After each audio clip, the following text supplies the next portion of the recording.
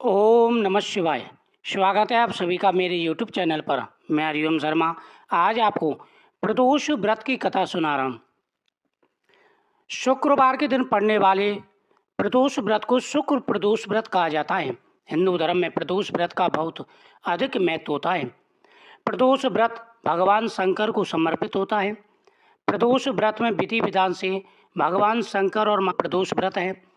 हिंदू धर्म में प्रदोष व्रत का बहुत अधिक महत्व होता है। प्रदोष व्रत में भगवान शंकर की विशेष रूप से पूजा की जाती है। प्रदोष व्रत में विधि विधान से भगवान की पूजा करने से सभी मनोकामनाएं पूरी हो जाती हैं। मान्यता है कि प्रदोष व्रत में व्रत कथा का पाठ अवश्य करना चाहिए। प्रदोष व्रत कथा का श्रवण करने से भगवान शिव की कृपा बनी रहती है। पौराणिक कथा के अनुसार एक नगर में एक ब्राह्मणी रहती थी। उसके पति का स्वर्गवास हो चुका था। उसका अब कोई सहारा नहीं था, इसलिए वह सुबह होते ही अपने पुत्र के साथ भीख मांगने निकल पड़ती थी। वह अपने पुत्र का पेट पालती थी, खुद का पेट पालती थी भिक्षा मांग करके। एक दिन ब्राह्मणी घर लौट रही थी तो उसे एक लड़का घायल अवस्था में कराता हुआ मिला। ब्राह्मणी दयावश उसे अपने घर ले आई। वह लड़का विदर्भ का राजकुमार था। शत्रु सेना ने उसके राज्य पर आक्रमण कर उसके पिता को बंदी बना लिया था और राज्य पर नियंत्रण कर लिया था। इसलिए वह मारा मारा फिर रहा था। राजकुमार ब्राह्मण पुत्र के साथ ब्राह्मणी के घर में रहने लगा। एक दिन अंशुमति नामक एक गंधर्व कन्या ने राजकुमार को देखा तो वह उस पर मोहित हो गई। अगले दिन अंशुमति अपने माता पिता को राजकुमार से मिलने लाई। उन्हें भी राजकुमार पसंद आ गया। कुछ दिनों बाद अंशुमति के माता पिता को भगवान शंकर ने स्वप्न में आदेश दिया कि राजकुमार और अंशुमति का विवाह कर दिया जाए। वैसा ही किया गया। दोनों का विधि विधान के साथ में विवाह संपन्न हुआ। ब्राह्मणी प्रदोष व्रत करने के साथ ही भगवान शंकर की पूजा पाठ किया करती थी। प्रदोष व्रत के प्रभाव और गंधर्व राज की सेना की सहायता से राजकुमार ने विदर्भ से शत्रुओं को खदेड़ दिया और अपने पिता के साथ फिर से सुखपूर्वक राज्य करने लगा। राजकुमार ने ब्राह्मण पुत्र को अपना प्रधानमंत्री बनाया। मान्यता है कि जैसे ब्राह्मणी के प्रदोष व्रत के प्रभाव से दिन बदले, वैसे ही भगवान शंकर सभी के दिन बदल देते हैं। प्रदोष व्रत वाले दिन भगवान का अभिषेक करना चाहिए। सबसे पहले भगवान शंकर का अभिषेक करें। अभिषेक करने के बाद में गंगा जल से अभिषेक करें। उसके बाद में भगवान को भस्मी अर्पण करें। भस्मी अर्पण करने के बाद में आप भगवान को पुष्प अर्पण करें। उसके बाद में ओम नमः शिवाय मंत्र का जाप करते हुए भगवान के सामने दीपक जलाएं।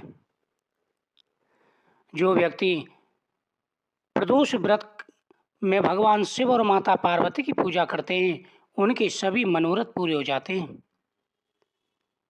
मान्यता है अगर आप भोलेनाथ भगवान को प्रसन्न करना चाहते हैं तो अपने सामर्थ्य अनुसार प्रदोष व्रत की पूजा अवश्य करें। प्रदोष व्रत के दिन भगवान शिव का आशीर्वाद पाने के लिए व्रत उपवास भी किया जाता है। अगर आप भी प्रदोष व्रत करते हैं तो अवश्य ही आपकी अधूरी इच्छा पूरी होगी। भगवान शंकर का आशीर्वाद प्राप्त होगा। दोस्तों, एक नगर में 3 मित्र रहते थे, राजकुमार, ब्राह्मण कुमार और तीसरा था धनिक पुत्र। राजकुमार और ब्राह्मण कुमार विवाहित थे। धनिक पुत्र का अभी विवाह नहीं हुआ था, लेकिन गोना हो चुका था, गोना शेष था। एक दिन तीनों मित्र स्त्रियों की चर्चा कर रहे थे। ब्राह्मण कुमार ने स्त्रियों की प्रशंसा करते हुए कहा, नारीहीन घर भूतों का डेरा है। धनिक पुत्र ने यह सुना तो तुरंत ही अपनी पत्नी को लाने का निश्चय कर लिया। तब धनिक पुत्र के माता पिता ने समझाया, अभी शुक्र देवता डूबे हुए हैं, ऐसे में बहु बेटियों को उनके घर से विदा करना शुभ नहीं माना जाता। लेकिन धनिक पुत्र ने एक भी नहीं सुनी। उसने निश्चय कर लिया कि आज तो मैं अपनी पत्नी को लेकर के ही आऊंगा। सभी लोगों ने काफ़ी समझाया कि शुक्र देवता डूबे हुए हैं। पिता ने भी कहा कि पुत्र अभी आप मत जाइए, शुक्रोदय हो जाएं, उसके बाद में अपनी पत्नी को लेवा लाना। लेकिन धनिक पुत्र ने एक नहीं सुनी और ससुराल पहुंच गया। ससुराल में भी उसे मनाने की कोशिश की गई, लेकिन वो जिद पर अड़ गया और कन्या के माता पिता को उनकी विदाई करनी पड़ी। कन्या के माता पिता ने काफ़ी समझाया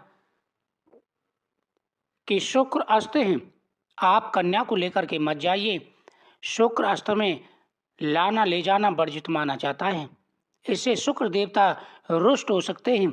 लेकिन उसने एक नहीं मानी। आखिर में कन्या के माता पिता ने कन्या को विदा किया। कन्या को विदा करना ही पड़ा। ससुराल में से विदा होकर के वह रास्ते में आ रहा था, तभी बैलगाड़ी का पहिया निकल गया और बैल की टांग टूट गई। दोनों को चोट लगी, लेकिन फिर भी वो चलते रहे। कुछ दूर जाने पर उनका पाला डाकुओं से पड़ा, जो उनका धन लूटकर ले गए। दोनों घर पहुंचे, वह धनिक पुत्र को सांप ने डस लिया। उसके पिता ने वैद्य को बुलाया तो वैद्य ने बताया कि वो 3 दिन में मर जाएगा। जब ब्राह्मण कुमार को यह खबर मिली तो वह धनिक पुत्र के पास पहुंचा और उसके माता पिता को समझाने लगा कि आप शुक्र प्रदोष व्रत करें, और कहा कि इसे पत्नी सहित वापस ससुराल भेज दें। धनिक ने ब्राह्मण कुमार की बात मानी और उन्होंने शुक्र प्रदोष व्रत किया। उसके साथ साथ पूरे परिवार ने शुक्र प्रदोष व्रत किया।